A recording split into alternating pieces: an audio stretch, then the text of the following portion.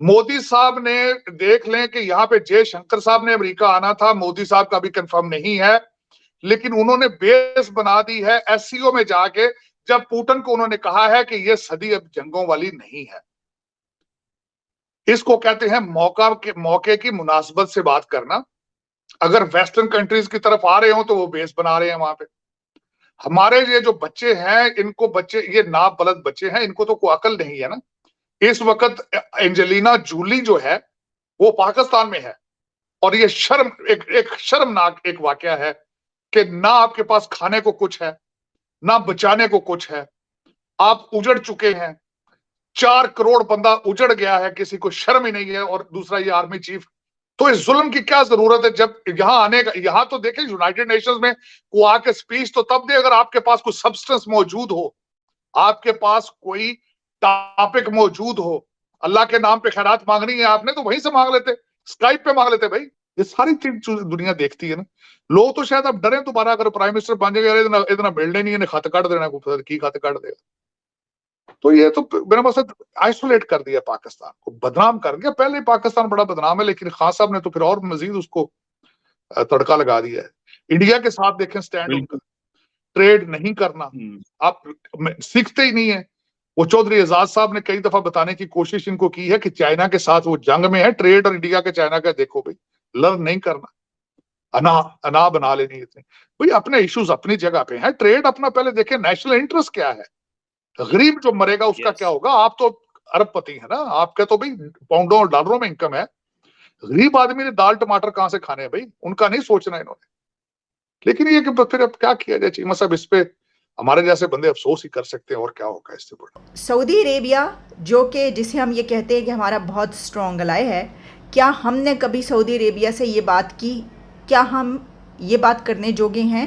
क्या हम ऐसा कर सकते हैं? क्योंकि हमारी इकॉनमी जो इस वक्त है वो तो आप जानते हैं आईएमएफ के प्लान पर चल रही है, और डेली बेसिस पे अभी भी इस वक्त डॉलर बहुत ऊपर जा रहा है और हमारी करेंसी का रेट बहुत डाउन होता जा रहा है, फिर एक मरतबा वही हो रहा है। तो इस सिचुएशन में हम इस तरह की बात करते हुए सही भी नहीं लगते। लेकिन इस खबर की डिटेल्स क्या आपके सामने रखे देती हूँ।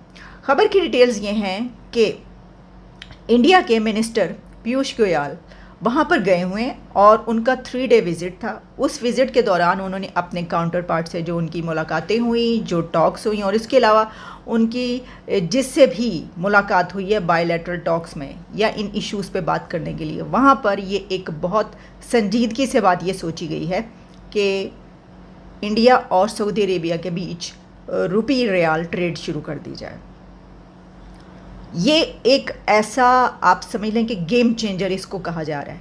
कोई भी कंट्री जब ये स्टार्ट करेगा या अगर ऐसा सोच लेगा तो वो उसके लिए गेम चेंजर साबित होगा। और उसने अपने रुपये को इतना स्ट्रेंथन कर लिया, या अपने जो भी उसकी करेंसी है उसने उसको इतना स्ट्रेंथन कर लिया। अच्छा, इससे पहले कौन ये कर पाया? तो मैं आपको सामने ये भी बता देती हूँ कि इससे पहले चाइना और सऊदी अरेबिया, इनके बीच जो ट्रेड हुई है वो अपने युआन और रियाल में हो चुकी है। तो डॉलर को पूरी तरीके से तो नहीं, लेकिन उन्होंने कुछ थोड़ी बहुत जो है वो कोशिश की है उसको पीछे ले जाने की। अच्छा, अब देखिए ना, पूरी दुनिया का जो निज़ाम है वो डॉलर पे चलता है।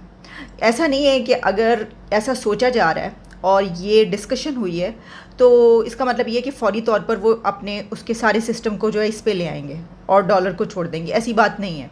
यानी इसमें ज़ाहिर है कि 1-2 डेकेड्स तो लग जाएंगे ना। अगर आप समझ लें, चलें आप कह लें कि 5-7 साल 10 साल तो लगेंगे ना इस सिस्टम के अंदर आते आते। और ऐसा भी नहीं है कि जब आप ये काम करेंगे तो जो वेस्ट है या जो डॉलर्स पे चलते हैं या जिनके डॉलर्स पर पूरी दुनिया चलती है वो इसको इतनी आसानी से हज़म कर लेंगे, ऐसा नहीं होता।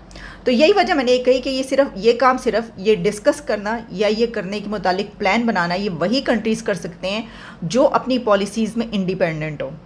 हम अगर ये बात सोच भी नहीं सकते। एक तो मैंने बता दिया कि इकॉनमी हमारी जो सिचुएशन है, दूसरा ये कि हम तो डिपेंड करते हैं अमेरिका पे। अभी आपने देख लिया, मैंने आपको इसके ऊपर प्रोग्राम किया था और बताया था कि अमेरिका ने हमारे लिए जो है वो कितने करोड़ डॉलर की इमदाद और जो जेट इक्विपमेंट और ये सब कुछ जो दिया है, तो वो ऐसे ही तो नहीं दिया ना। आप ऐसा कोई काम करने का सोचें, कोई, मैं तो कह रही हूँ ये बहुत बड़ा काम है, कोई छोटा मोटा काम करने का आप ऐसा कोई सोचें अमेरिका के खिलाफ जाके, वो आपको बताएगा। तो अच्छा, इस बारे में अब अगर ये कहा जाए कि इमरान खान जो बात करते हैं ये वाली कि जी हम गुलाम हैं, तो वो उनका एक हिस्सा ठीक है, सब नहीं। यानी जब वो ये कहते हैं कि साजिश हुई तो वो तो बिल्कुल गलत है और बिल्कुल एक जोक है। लेकिन जब वो ये कहते हैं कि हम डिपेंड करते हैं तो सही कहते हैं। अच्छा, इसमें आप ये बात याद रखिएगा कि इंडिया और सऊदी अरेबिया की ट्रेड कोई छोटी मोटी ट्रेड नहीं है, बहुत बड़े पैमाने पर ट्रेड होती है। और इसके अलावा सऊदी अरेबिया ने बिलियंस ऑफ डॉलर्स की वहाँ पर इन्वेस्टमेंट्स कर रखी हैं। और इसके अलावा इंडिया के लिए तेल, गैस, ऑयल, इसका जो सबसे बड़ा सप्लायर है वो भी सऊदी अरेबिया है। ये एक कंट्री नहीं सोच रहा, ये दुनिया के कई एक कंट्रीज़ इस वक्त ऐसे सोचते हुए नज़र आ रहे हैं। उसकी वजह क्या है? उसकी वजह है यूक्रेन वॉर। जब यूक्रेन वॉर स्टार्ट हुई और उसके बाद रशिया पर अमेरिका की तरफ से पाबंदियां लगाई गई, उनके बैंक्स बंद कर दिए गए, यानी बैंकिंग सिस्टम जो उनका था उनको बड़ा मुश्किल का सामना करना पड़ा, उनके अकाउंट्स फ्रीज़ कर दिए गए। जो प्रेसिडेंट पुतिन और उनके घर वाले हैं ख़ानदान, उनके अपने बाकायदा पर्सनल अकाउंट्स भी फ्रीज़ हुए और अथॉरिटीज़ के। तो उस सिचुएशन में सबको ये पता चल गया कि अगर कोई ऐसी लड़ाई लड़ रही होगा कोई कि जिस पे अमेरिका के आप ख़िलाफ़ होंगे या अमेरिका की तरफ नहीं होंगे, तो डॉलर में आपको मुश्किल पेश आ सकती है। तो फिर रशिया जैसे हालात जो हो सकते हैं। अच्छा, इस सिचुएशन में इस वक्त तो रशिया बड़ा अच्छा जा रहा है, यानी ये कि रशिया को तो फ़ायदा हुआ क्योंकि उसने कहा अच्छा, उसके पास देखिए ताकत है। आपके पास कोई ना कोई ताकत होना ज़रूरी है ना, कोई भी ऐसा काम करने के लिए। मसलन ये कि रशिया के पास तो ताकत है ना, और उसके पास नेचुरल रिसोर्सेज हैं जो वो पूरी दुनिया को देता है, और उसने उसकी कीमत भी कम कर दी। तो रशिया ने इस तरह फ़ायदा उठाया। देखें ना, ये आपकी स्ट्रेटजी है। आप किस तरह चलते हैं? या तो आप घबरा जाते हैं और आप बस औंधे मुंह गिरते हैं, फिर आप कहते हैं कि हम तो रह गए। रशिया के साथ हो सकता था कि उसने इतना बड़ा कदम जो उठाया था यूक्रेन पे एक हमला करने का और सारा, जिसको हम कंडेम करते हैं, लेकिन उसने उसके बाद ऐसा लगता है, ऐसा महसूस होता है कि उन्होंने सारी मैपिंग सब कुछ पहले से जो है वो कर लिया था और पेपर वर्क हो चुका था कि जिसमें ये था कि हमें कुछ नहीं होगा। इसकी वजह ये कि हमारे पास ये ख़जाने मौजूद हैं, हम पूरी दुनिया को कहेंगे आओ तुम हमसे सस्ता तेल ख़रीदो। लोग तो यहाँ से भर भर के कुएँ लेकर जाएंगे यहाँ से तेल के, और यही हुआ, ऐसा हुआ है। कंट्रीज़ ने उनसे बहुत बड़े पैमाने पर तेल ख़रीदा और भारत ने भी रशिया से तेल ख़रीदा है। तो इस वजह से रशिया की करेंसी को भी कोई प्रॉब्लम नहीं हुई, उसके जो हैं वो जिस तरह कारोबार चलता रहा, बल्कि मज़ीद बेहतर हो गया। तो वो रशिया जो है थोड़ा सा वो फैल गया। लेकिन इसमें जो मैं आपको बात बता रही हूँ, अब देखें, एक ये बात हमारे लिए तो अहम इसलिए है कि देखें दो कंट्रीज़ हैं, सऊदी अरेबिया और इंडिया। और आप चाइना में ले, जिस तरह मैंने आपको बताया, चाइना ने पहले ऐसा किया है कि डॉलर को छोड़ के, लेकिन बहुत स्मॉल अमाउंट में आप कह सकते हैं। पाकिस्तान जो है वो इनके बीच में रहते हुए भी ऐसा नहीं कर सकता।